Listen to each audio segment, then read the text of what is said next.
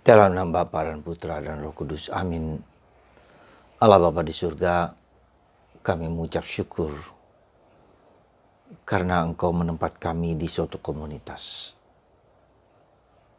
Komunitas lokal bersama para imam, bersama biarawan di Wisma Karmel ini. Komunitas yang lebih besar, kelompok-kelompok lain, gereja, dan berbagai macam komunitas yang saling tolong-menolong. Terima kasih Tuhan, kami hidup bersama orang lain yang saling membantu. Sehingga segala sesuatu dapat diselesaikan dengan baik. Terima kasih Tuhan. Terpujilah namamu kini dan sepanjang masa. Amin. Para saudara-saudariku yang terkasih, betapa pentingnya komunitas. Karena tanpa itu kita tidak dapat, katakanlah, menyelesaikan banyak hal, bekerja bersama-sama. Tidak mungkin single fighter dalam situasi di zaman sekarang ini. Maka apa yang terjadi dalam bacaan Injil hari ini pada tanggal 2 Juli 2020 hari Kamis. Kita lihat beberapa orang membawa orang lumpuh. Beberapa orang membawa orang lumpuh ke depan Yesus. Dan Yesus mengetahui bahwa iman mereka. Dan Yesus mengatakan dosamu diampuni. Ya. Jadi sekali lagi kita lihat bagaimana kerjasama, saling care, peduli dengan orang-orang yang menderita, orang yang sakit, kebersamaan. Dan ini nampak juga ketika dalam rumah sakit sekarang ini, di mana banyak orang berkumpul bersama, membantu bersama orang yang sakit kena COVID-19 bersama-sama. Ada yang terkena, ada yang terpapar, mungkin bahkan meninggal, perawat, dokter, dan semua. Kebersamaan. Sehingga Yesus mengatakan dosamu diampuni. Dan kedua, ada bagian dari hidup kita bahwa penderitaan, kesulitan, salib, masalah juga bisa karena dosa kita.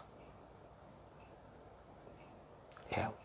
Jadi bukan hanya sekedar suatu perilaku tertentu, sikap tertentu, tapi karena dosa kita, kesombongan kita, keangkuhan kita,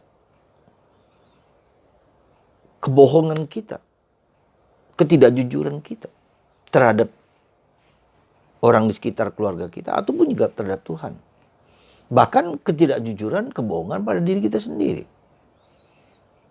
Sehingga orang terjerumus pada sesuatu yang tidak layak bagi dirinya, bagi keluarganya, bagi orang lain, bagi gereja. Maka Yesus mengatakan dosamu diampuni.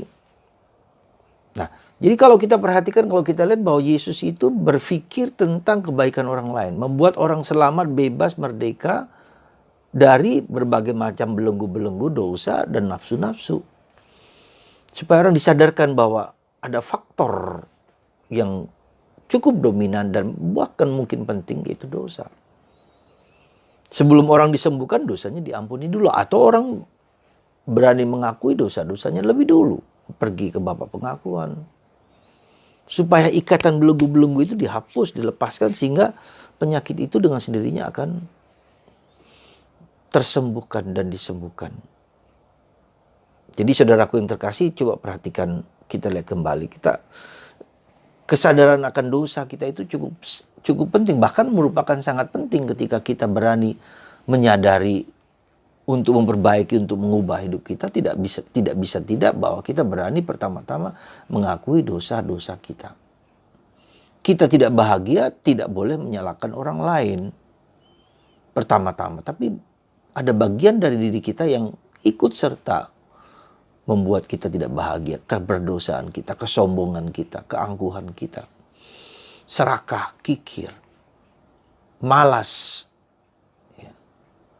Ketujuh dosa itu, sombong.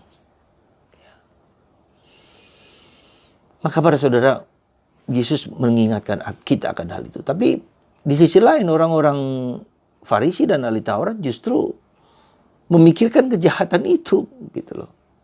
Karena kesombongan mereka, karena mereka tidak lagi diperhatikan, orang tidak lari kepada mereka, tapi kepada Yesus.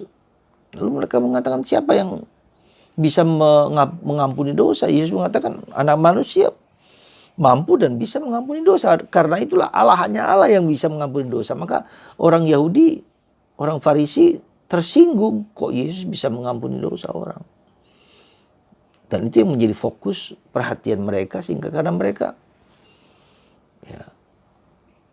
tersaingi, iri hati, cemburu pada Yesus yang mulai naik pamor. Maka Yesus mengatakan anak manusia berhak untuk mengampuni dan punya kuasa untuk mengampuni dosa. Yesus mengatakan, bangunlah dan pergilah. Ya, pulanglah ke rumah. Dan orang itu pun bangun lalu pulang. Maka orang yang melihat kejadian itu menjadi takut, menjadi heran. Lalu mereka memuliakan Allah. Karena ia telah memberi kuasa demikian besar kepada manusia. Saudaraku yang terkasih dalam Kristus, pelajaran apa yang bisa kita petik dari Injil hari ini yang berbicara bahwa Yesus, orang yang lumpuh bisa berjalan kembali. Orang yang ada banyak kelumpuhan, bisa dalam arti bisa kelumpuhan fisik, kita tidak bisa berjalan, tapi juga bisa kelumpuhan di mana stagnan. Ya, stagnan dalam arti apa? Komunitas-komunitas yang ya sudah nggak mengizinkan ketidakberesan itu terjadi, biarin aja, memang begitu, mau diapa lagi, nggak bisa berubah, memang begitulah dia, sombongnya dia begitu. Nah, jadi kelumpuhan itu terjadi ketika orang tidak bisa dan tidak mampu, tidak ada terobosan, tidak ada breakthrough, ya hanya sampai di situ, sudah selesai, menerima dosamu, kesalahanmu, itu urusanmu. Enggak. Kelumpuhan bisa terjadi karena itu juga. Jadi bukan hanya karena lumpuh fisik, tapi lumpuh psikis. Relasi menjadi buruk di dalam suami istri, dalam keluarga, bapak dan orang tua, istri dan anak-anak. Maka mari kita, supaya itu bisa lepas, maka harus berani mengakui keberdosaan masing-masing. Supaya Yesus bisa bertindak. Supaya rahmat Allah mengalir ketika orang berani mengakui dosa. Semoga kita semua hari ini disadarkan akan tanggung jawab kita untuk berani mengakui dosa di hadapan Tuhan. Dan banyak kelumpuhan-kelumpuhan dalam keluarga kita, bukan hanya kelumpuhan fisik, tapi kelumpuhan psikis, tapi juga bisa juga lebih dalam lagi kelumpuhan spiritual. Orang menjadi malas, menjadi enggan untuk hidup rohani. Itu juga merupakan kelumpuhan, karena itu menjadi kunci kemalasan, dosa kemalasan.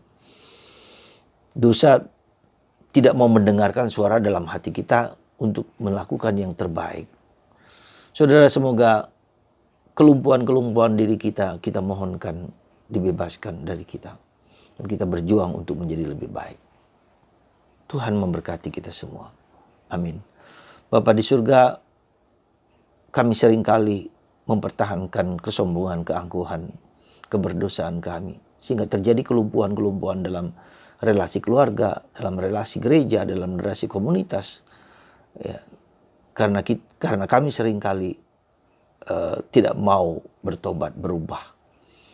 Ya Bapa, kami mohon rahmat-Mu supaya Engkau menghancurkan gunung-gunung kesombongan, dosa-dosa kami, dan bersujud kepadamu. Terima kasih Tuhan, hari ini Engkau telah menyembuhkan orang lumpuh itu dapat berjalan. Kami juga supaya lumpuh-lumpuh batin kami, lumpuh-lumpuh pikiran kami, lumpuh-lumpuh spiritualitas kami, supaya kami bangun, bangkit, memulai lagi apa yang bisa kami lakukan. Terima kasih Tuhan, Engkau telah mengizinkan yang indah bagi kami. Dan kalau kami melihat orang-orang di sekitar kami lumpuh, kami juga berdoa dan membawanya, mendorongnya, supaya dibebaskan dari kelumpuhan itu.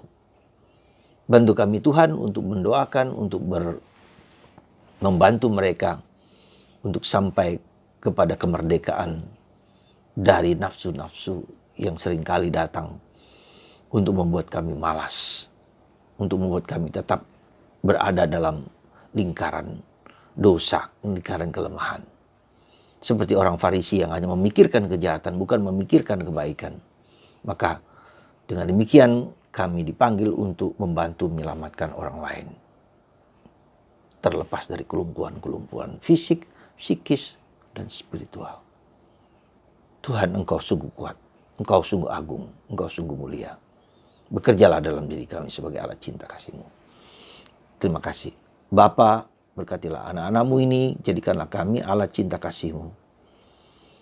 Singkirkanlah segala kelumpuhan-kelumpuhan hati kami, pikiran kami, perasaan kami, hidup rohani kami. Sehingga kami dapat maju, berkembang, bertumbuh. Karena Roh-Mu membangkitkan rasa malas kami untuk bangun, untuk bangkit, untuk menjadi baik lagi.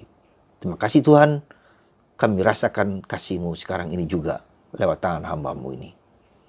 Berkatilah kami, dan kalau kami berdosa, dan memang kami berdosa, kami akan datang dan mohon ampun kepadamu. Juga terutama lewat sakramen pengakuan dosa, rekonsiliasi. Terima kasih Tuhan, berkat-Mu atas kami semua, untuk dibebaskan dari segala kelumpuhan dan disembuhkan dalam nama Bapa dan Putra dan Roh Kudus. Amin.